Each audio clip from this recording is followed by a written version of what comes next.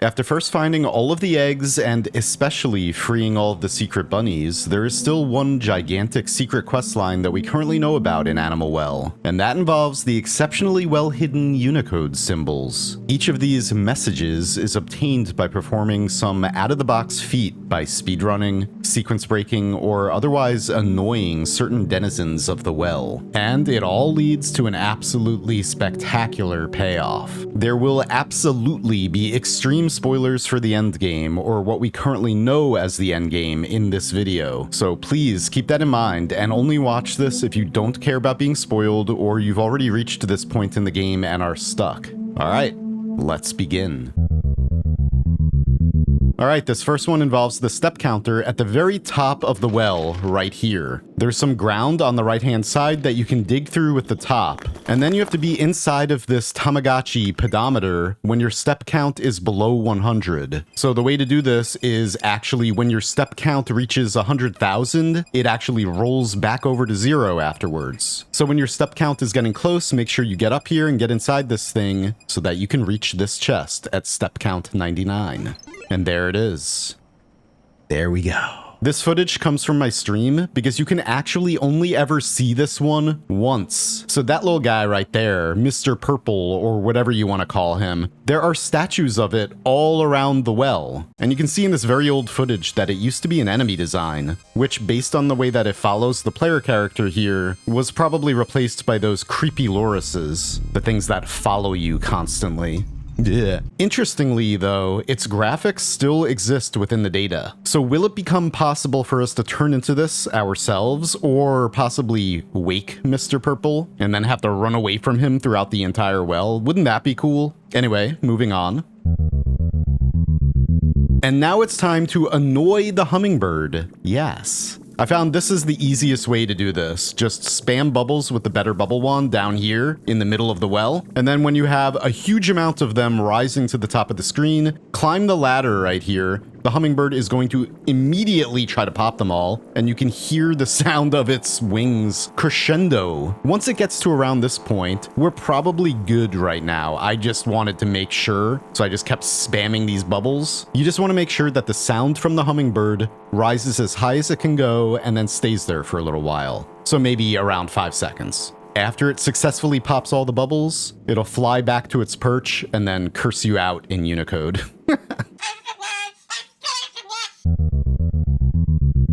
After you free all of the Lynx kittens, the mama sings you a song. But what if I was to tell you that if you never free those Lynx kittens and you come here and sing that song yourself, the cage still opens and you can still get the wheel?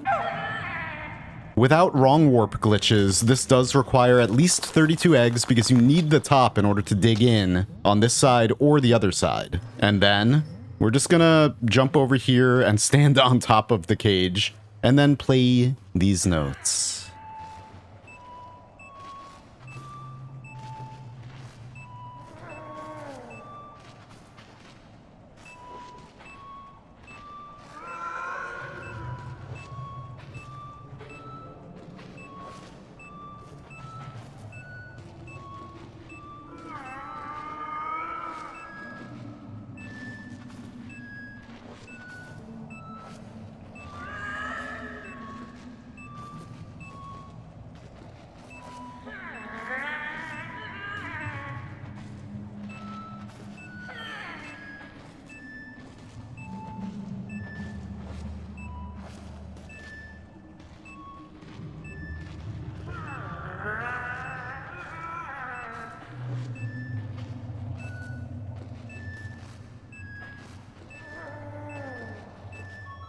And there we go. The cage door opens, carefully bubble down to it, and now we have access to the wheel. And the third Unicode message. If you don't mind wrong warping, then you can get there with just the bubble wand and the flute, so all you need is 8 eggs. From the spawn location, we're just gonna stand right up here, blow a bubble, and then you wanna kinda have 1 foot on the bubble, and 1 foot on solid ground. And then you just play the first 7 notes of the hub warp song, and then you get a pause buffer. So basically what we're doing is just continuously pausing the game in order to get the animation state of the bubble to look the way we need it to, which is this right here. You want to make sure the bubble looks like that. And then quickly unpause the game and play that last note, and you should, if you did it right, teleport directly onto the cage in the Lynx room.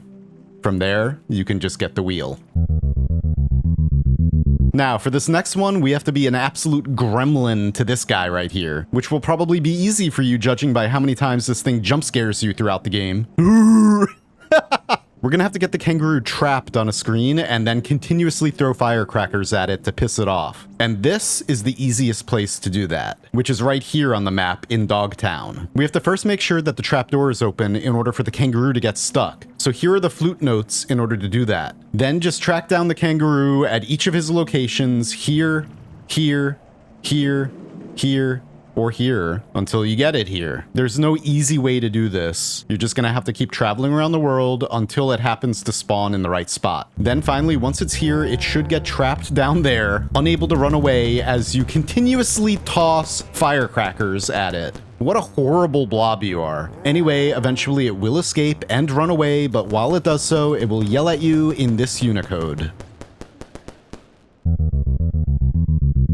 Here's where things get a whole lot more complicated, because we have to catch 5 squirrels in 1 run. I'm going to show you a full walkthrough right now of the 5 that I caught based on Discord user Flan's instructions. Flan being the Discord member who originally caught all 5 squirrels to get this Unicode. Anyway, you gotta make sure you start from a fresh save, because those squirrels will not respawn once you scare them away, giving you a very limited amount of tries in order to do this. The first one we're gonna go for is actually down there at the entrance to the fish biome, but we're going to go up here first in order to flip this lever at the entrance of Dogtown. Trust me.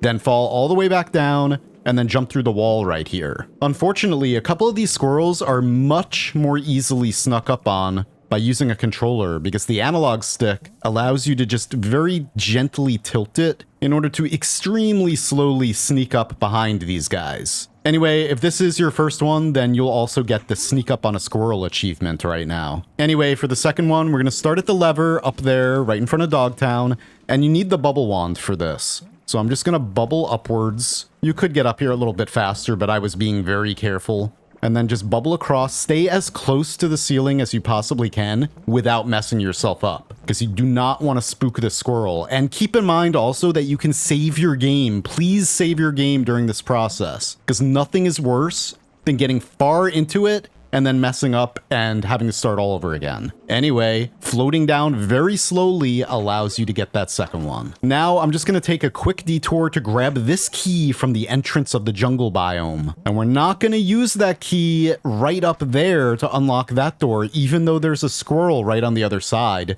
We will be back for that squirrel later, don't you worry. We need this key in order to get the next squirrel. So I'm here at the disc maze in Dogtown, and just follow my path here. I'm just gonna fall down here and then go into this shark pipe. On the other end of the shark pipe, we'll have access to this dark cavern in the Twilight Forest location, whatever you want to call it. And we got to do an interesting bit of sequence breaking right here in order to get the yo-yo. We just want to bubble up carefully into the corner here, and then doing so correctly should allow you to pass the bird. Now I'm just going to show you what it looks like in slow motion to show you exactly where I was when that happened. There you go. Once you get past this bird, just continue on. We're actually not going to get this squirrel right here in this guide. For now, we're just going to continue on until we get to this room. Don't climb down the ladder, just fall, and your momentum should be enough to get you past that bird. Again, just like so.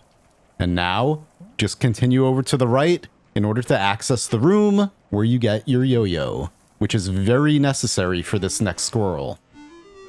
All right, now we're at the Groundhog save point. Make sure you save your game just in case. And then go over here, and we're gonna use that key from the jungle to unlock that door, and then we're gonna use the yo-yo to open this next door. Now, from here, we just wanna fall down, and then go over to the right, and the squirrel is directly below us, right here. We're gonna get you. Anyway, I'm just gonna position myself, fall straight down off that ledge, shoot a bubble, and then float ever so slowly and gently down to spook that next squirrel and collect the nut. Congratulations. All right, I'm just gonna speed this footage up a lot in order to show you the path all the way back out of this area, past that squirrel we're not gonna get, and then we wanna get this key in here, or just one of the keys in this Twilight Forest area. Boom. Because now where do you think we're going? Yeah, to get that other squirrel at the entrance of the jungle. That one right there.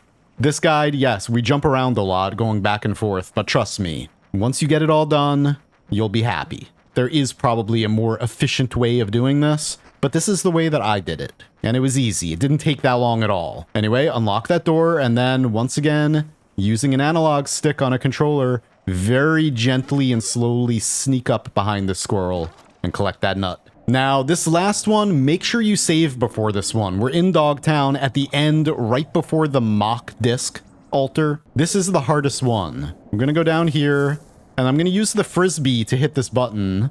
Quickly open the menu and select the bubble wand, and then shoot a bubble downwards. This is why this is difficult. You want the bubble as close to the wall as possible, but it could sometimes break because you're too close to the wall. Then you want to walk almost off of your bubble in order to reach this next squirrel. As soon as you see the prompt, just spam it, and the description of the nut will actually show you Biggie, the Big Mode mascot, along with the 5th Unicode message. Woo! All right, now, if you thought that was difficult, well, in order to collect the 6th Unicode message, you have to speedrun the game. You have to get the Leave the Well ending in under an hour, which is pretty difficult, but keep in mind, you only need 32 eggs to do this. You can use the first manticore to come out here. And any glitches, including wheel warping and bubble warping, also count. You can do that. All you gotta do is just reach this point, the second cuckoo clock, in under an hour, because that final door will be open, and the description of the donkey figurine will be that 6th Unicode message. GG. Oh, I know you've been wondering what this thing is all about. What even is it? Guys, this is a groundhog, and the groundhog is shy. It hides in its hole. But isn't there like a real-world day when a groundhog leaves its hole? I wonder what day that is. Could it be Groundhog Day? Now, I'm just going to change my computer date, but if you would like to actually wait until February 2nd, you may do so. Because on February 2nd, for the next several years at least, in-game, that groundhog is out of its burrow, and it looks to be holding a very interesting potion, granting you a permanent golden heart. Yeah. You can actually increase your max HP. A quick little aside right here for the lore. This bunny mural that appears only under UV light is actually the rabbit in the moon from originally Chinese mythology. It is the rabbit alchemist that lives on the moon, brewing the elixir of life. And it looks like it has more of them. Yeah, so changing your computer clock to February 2nd for the next several years allows you to actually repeat this process 3 more times. Each time you repeat it, you get another golden permanent heart for a total of 4. And you can even notice that the flask the elixir is in grows emptier the more you sip from it. It's a nice touch. But anyway, for our purposes here, we only need to do this once. That's because the iguana in the jungle actually only does 8 damage when it eats you. It does not insta-kill you. So if you have just 1 extra heart, you survive it. It spits you out and then belches some Unicode at you. Unicode message number 7. Only 1 more left.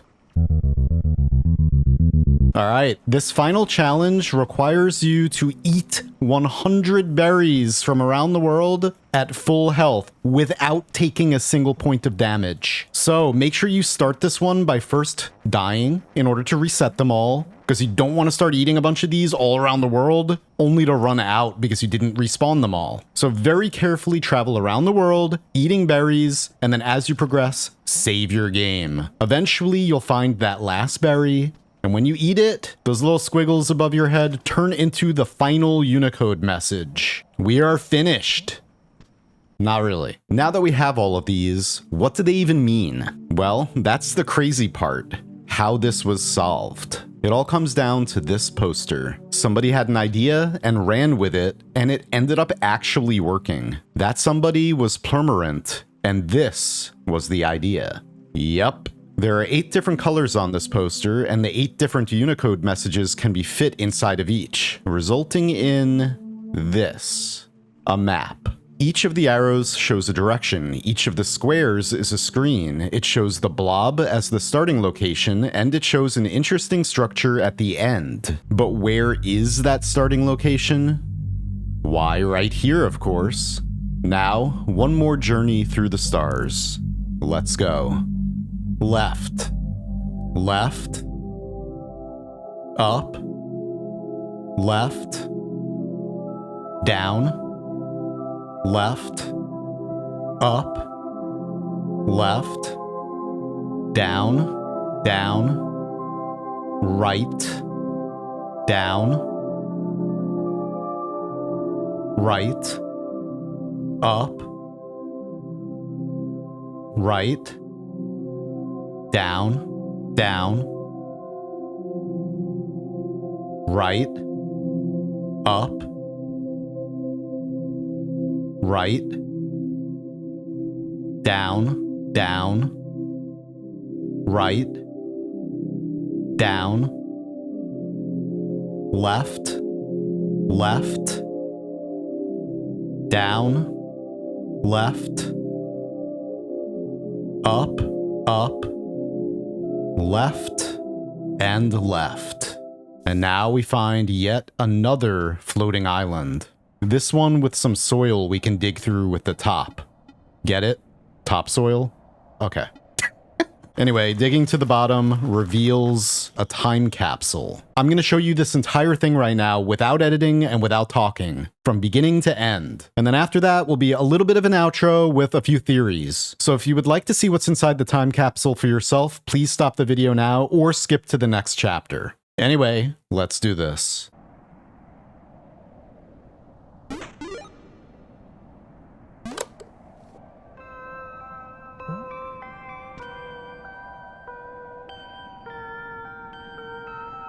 The date is March 12th, 2024. This is Billy Basso, the developer of the game you're playing. I'm recording this as one of the last things I do before submitting for certification. If you're hearing this, that means you just solved a set of puzzles that I honestly did not really design to be solvable. I didn't even expect people to discover them, so I'm kind of taking this opportunity right now to break the fourth wall and personally congratulate you.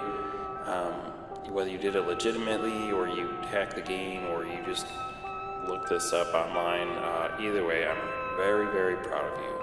Good job.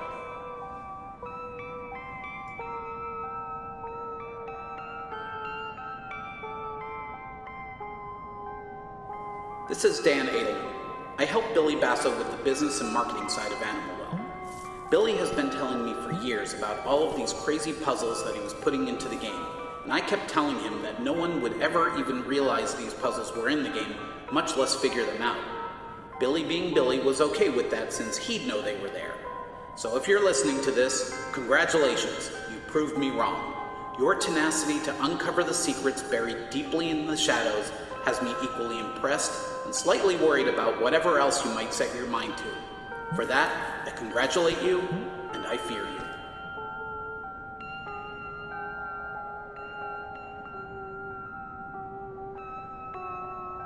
Hey, it's Donkey.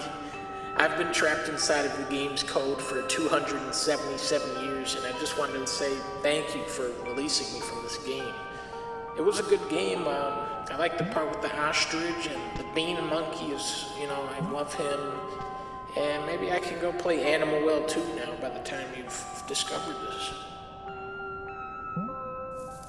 Ah, some nice messages from the people involved in the creation of this masterpiece of a game. And you actually get to keep these headphones on as long as you keep your save loaded. And at the end, the way Donkey says, "I've been trapped inside of the game's code for 277 years, and thank you for releasing me," makes me think that's a hint. Together with the headphones and the fact that the official Big Mode YouTube channel has uploaded, so far, 2 hour-long videos of just the game's ambience in certain areas. And then there's one final thing.